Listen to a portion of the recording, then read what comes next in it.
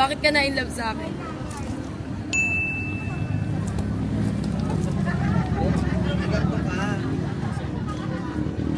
Ang gara niya, pinag-isipan ka kung bakit.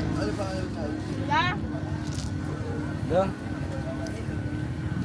Sabihin mo yung tunay na dahilan. Sige, labas mo na. Alam ko yung matagal mong tinatago yan, pero sige, labas mo. Alam mo, kaya ito nagustuhan. Talaga nga sabi ko dati. Baga, hindi, ano? Ano? Sinabi mo yan eh. Ano nagsabi yan? Wait lang. Gusto nga ko yan? Ulitin ko yung tanong. Ah, Bakit ka na in love sa akin? nainlove ako sa'yo kasi... kasi diba nung una, trip lang talaga. Nung una talaga, pinagtripan na kami. Tapos nagulat na lang ako na bukas na pinag-love team na kami. Tapos nung pinag-love team kami, araw-araw na kasi kami nag-content talos. Pati sa mga vlog, sa TikTok kasama ko siya.